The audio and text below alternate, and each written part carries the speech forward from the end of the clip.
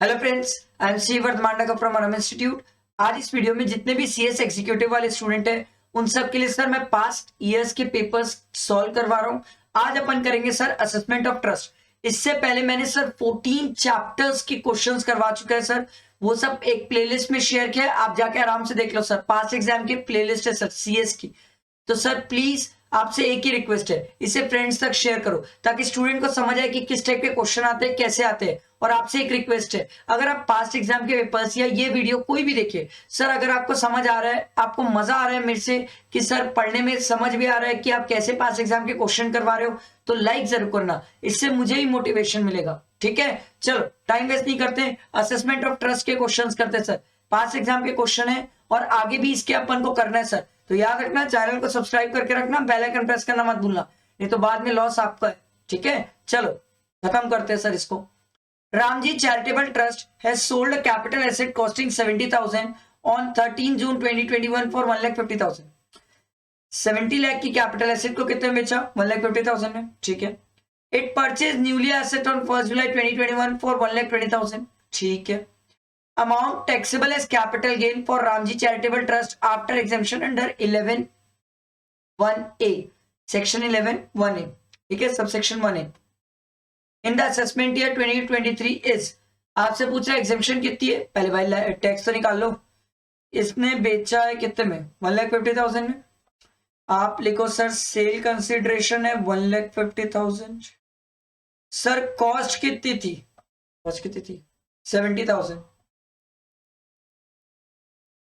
तो cost 70,000 minus की 80,000 का आ गया टैक्सेबल अमाउंट।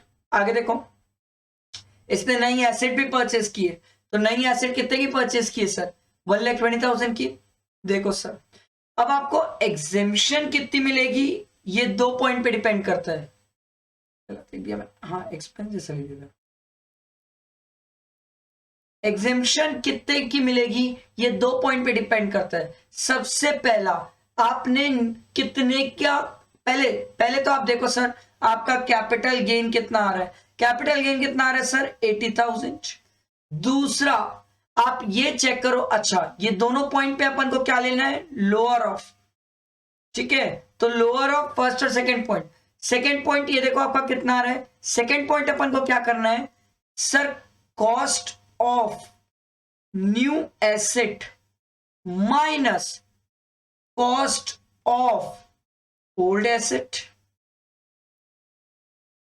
न्यू एसेट अपनी की कॉस्ट कितनी थी सर? देखो 1,20,000, तो यहां लिखेंगे अपन 1,20,000 minus cost of old asset कितनी है सर? ओल्ड एसेट की कॉस्ट है 70,000, तो सर 70,000 माइनस कर लो, तो ये आ जाएगा सर आपका 50,000।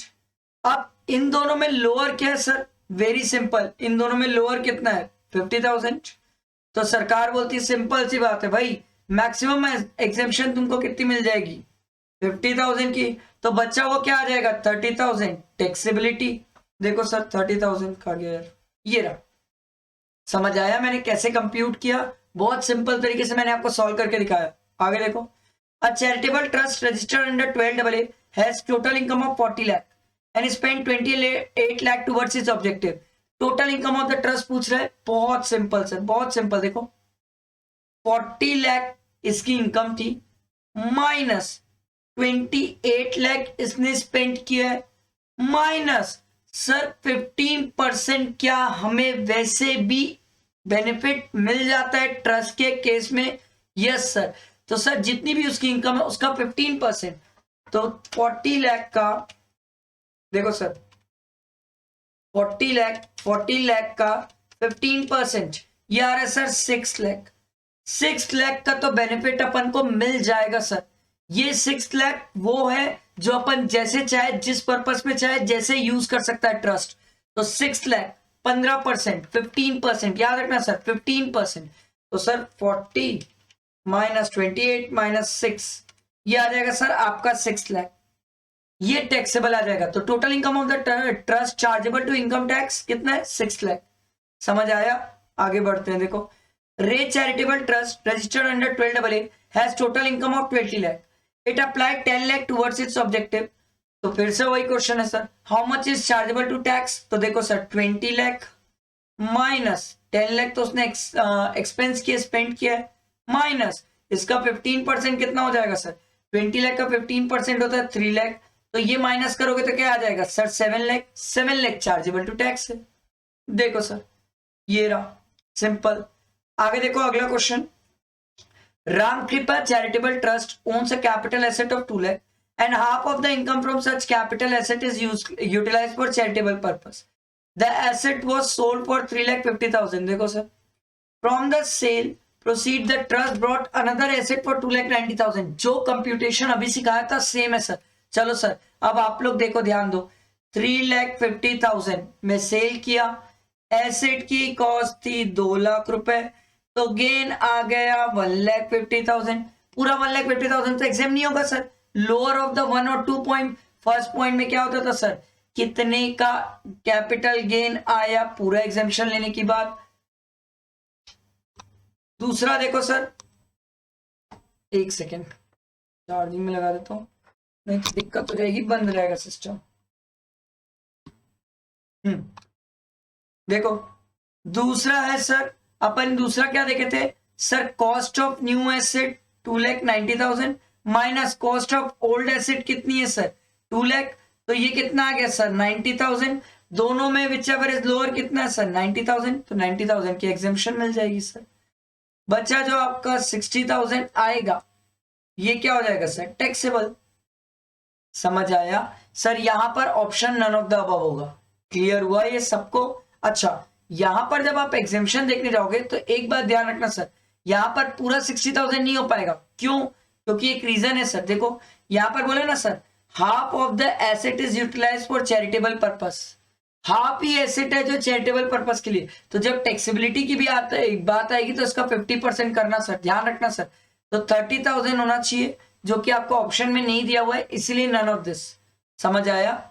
आगे बढ़ते देखो, a capital asset purchase on 11 September 2015 for 2 lakh was sold for 3 lakh. फिर से सेम क्वेश्चन। देखो सर 3 लाख में बेचा, 2 लाख में खरीदा था, 1 लाख रुपए गेन आ गया। अभी एग्जाम्पशन चाहता होगा देखना, on 18 December 2021 by a charitable trust registered under 12AA of the Income Tax Act, new capital asset after the sale was purchased for 2,60,000। फिर से वही कहानी सर। देखो पहला पॉइंट क्या होता था सर, पूरा 1 लाख का कैपिटल गेन जो आया वो एग्जाम कर लो। दूसरा होता था sir cost of new asset 2,60,000 minus cost of old asset 2 lakh rupees. ठीक, तो सर ये आपका आ जाएगा 60,000 और दोनों में विच एवर इज लोअर क्या है सर, लोअर है 60,000, तो 60,000 की एग्जेम्पशन मिल जाएगी। तो 40,000 क्या आ जाएगा सर टैक्सेबल अमाउंट।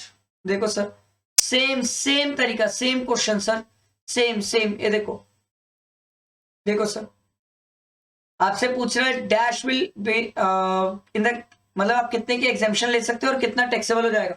तो 40,000 की एग्जेम्पशन और 60,000, ये देखो सर यही तो किया ना अपन, सॉरी 60,000 एग्जेम्पशन में ले लोगे और 40,000 टैक्सेबल हो जाएगा। 60,000 एग्जेम्पशन में और 40,000 टैक्सेबल।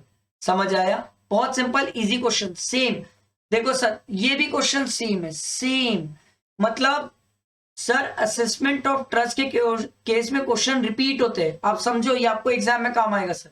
ठीक है, अगला देखो sir, Samuday charitable trust form under the trust deed on 1 May देखो 2021 filed an application for the grant of registration to the CIT exemption on 13th May 2021.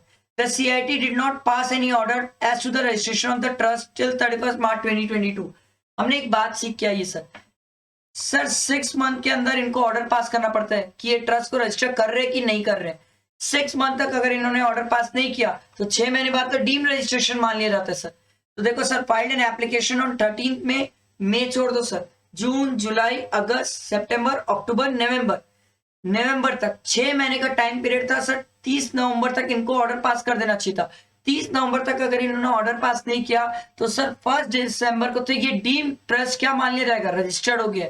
ठीक है, अगला देखो लास्ट क्वेश्चन है सर, बस इतने ही है ट्रस्ट के question. In case of a charitable trust registered under 12AA which of the following statement is not contained in section 11(5) of the act for keeping the unspent amount of the trust? मतलब जो trust के पास पैसा है वो पैसे को कहां पर इन्वेस्ट करके नहीं रख सकते? सर क्या पोस्ट ऑफिस में रख सकते हैं? Yes sir. ठीक है, डिबेंचर खरीद सकते हैं डोमेस्टिक कंपनीज के। इन्वेस्टमेंट इन इमूवेबल प्रॉपर्टी चलेगा। Equity share of the listed company नहीं सर, इक्विटी शेयर पे इन्वेस्ट नहीं कर सकते, अलाउ ही नहीं करता सेक्शन 11 सबसेक्शन 5। समझ आया? ट्रस्ट के केस में क्लियर हुआ। ट्रस्ट के इतने ही क्वेश्चन थे और एक ही टाइप के क्वेश्चन बहुत रिपीट हुए, तो ट्रस्ट बहुत इजी है मेरे हिसाब से सर, हर एक स्टूडेंट से बन जाना चाहिए। इसके बाद सर अभी भी बहुत सारा बचा है, रिटर्न फाइलिंग बचा हुआ है, असेसमेंट प्रोसीजर बचा हुआ है, जीएसटी बचा हुआ है, तो प्लीज मेरे साथ बने रहो और लाइक करते रहना, इससे मुझे भी मोटिवेशन मिलेगा। ठीक है, चलो थैंक यू फ्रेंड्स।